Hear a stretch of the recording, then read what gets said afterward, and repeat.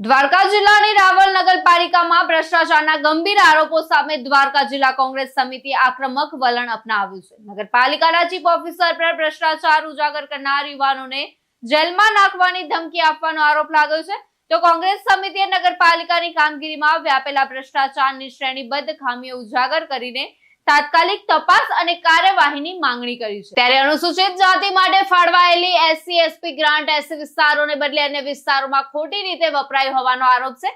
ઉદાહરણ તરીકે સ્મશાનમાં લાકડા રાખવાનો ઓરડો જેવા કામો માત્ર કાગળ પર જ થયા હોવાનો દાવો છે, જ્યારે વાસ્તવમાં આવા કોઈ કામો થયા જ નથી।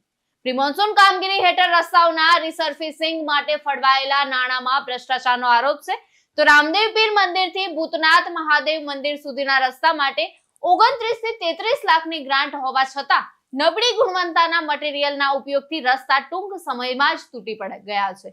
તો આઇકોનિક રોડ પર વૃક્ષારોપણ, બાંકડા એલઈડી સ્ક્રીન, બ્લોક્સ અને આઈ લવ માય રાવલ બોર્ડના નામે ફાળવાયેલા નાણાંનો દુરુપયોગ થયો હોવાનો આક્ષેપ છે। ઉપરાંત 2025માં પ્રી મોન્સૂન કામગીરી માટે ફાળવાયેલી 45 લાખની ગ્રાન્ટનું કામ દેખાતું જ નથી અને ખાડાઓ માત્ર મોરમ, કાંકરા અને માટીથી ભરાયા હોવાનો આરોપ છે। અને 2 મહિના પહેલા બનાવેલો હનુમાન ધારનો રસ્તો નબળી ગુણવત્તાને કારણે ઉખડી ગયો, જેમાં સિમેન્ટનો ઉપયોગ થયો ન હોવાનું જણાય છે। ત્યારે નગરપાલિકા પાસે કચરો વાળવાનું મશીન, કચરા કોમ્પોઝિંગ પ્લાન્ટ અને સ્મોક મશીન હોવા છતાં આ મશીનો શોભાના ગાંઠિયા બની રહ્યા છે, જેનો ઉપયોગ થતો જ નથી। ત્યારે ચોમાસા દરમિયાન ખાડાઓ ભરવાની ભ્રષ્ટાચારયુક્ત કામગીરીનો વિડીયો બનાવનાર યુવાનોને ચીફ ઓફિસરે જેલમાં નાખવાની ધમકી આપી હોવાનો આરોપ છે। તો દ્વારકા જિલ્લા કોંગ્રેસ સમિતિએ સવાલ ઉઠાવ્યો કે ભ્રષ્ટાચાર ઉજાગર કરવો ભારતમાં ક્યારથી ગુનો બન્યો, કઈ કાયદાની કલમ હેઠળ આ ગુનો ગણાય?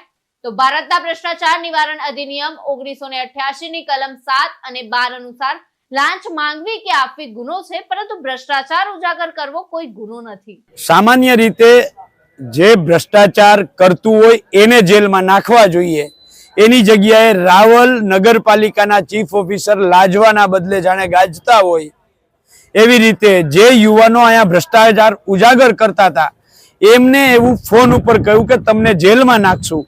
એટલે એ યુવાનોને લઈ અને આજે અમે જિલ્લા કોંગ્રેસ સમિતિની ટીમ ચીફ ઓફિસર પાસે આવ્યા હતા અને એમને કહ્યું હતું કે આ લ્યો તમારે જેલમાં નાખવા છે, તો આ યુવાનો આવ્યા છે એમને જેલમાં નાખો, પણ શરત એટલી છે કે ભારતના અલગ અલગ કાયદાઓ પૈકી કોઈ પણ કાયદામાં ક્યાં એવું લખ્યું છે કે ભ્રષ્ટાચારને ઉજાગર કરવો એ ગુનો છે, અને જો ગુનો હોય તો એ કયા કાયદાની કઈ કલમ મુજબ ગુનો છે આ પહેલા અમને જાહેર કરો અને ત્યાર પછી આ યુવાનોને જેલમાં નાખો।